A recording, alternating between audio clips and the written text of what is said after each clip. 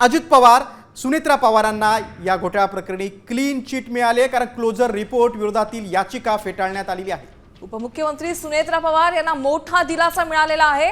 मुंबई उच्च न्यायालयानं आर्थिक गुन्हे शाखेचा क्लोजर रिपोर्ट स्वीकारलाय।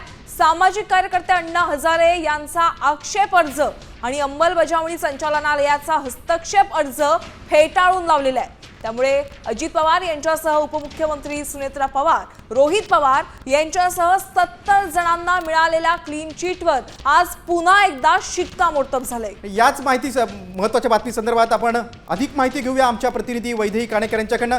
वैदेही, शिखर बँक घोटाळा प्रकरणी सुनेत्रा पवारांना मोठा दिलासा आहे, अधिक काय माहिती? नक्कीच आपण बघतोय की राज्यामध्ये गाजलेल्या महाराष्ट्र राज्य सहकारी बँक घोटाळा प्रकरणामध्ये मुंबई उच्च न्यायालयाने आर्थिक गुन्हे शाखेचा क्लोजर रिपोर्ट स्वीकारला असून सामाजिक कार्यकर्ते अण्णा हजारे यांचा आक्षेप अर्ज जो होता आणि अंमलबजावणी संचालनालयाचा आक्षेप अर्ज जो होता तो फेटाळून लावलेला आहे। त्यामुळे दिवंगत नेते आणि उपमुख्यमंत्री अजित पवार यांच्यासह सुनेत्रा पवार, रोहित पवार यांच्यासह 70 जणांना क्लीन चिट जी मिळाली होती त्याच्यावर आता शिक्कामोर्तब झालेलं बघायला मिळत आहे। अतिशय महत्त्वाची बाब आहे, कारण 2007 ते 2011च्या काळामध्ये या संदर्भात अनेक आरोप प्रत्यारोप झालेले बघायला मिळाले होते।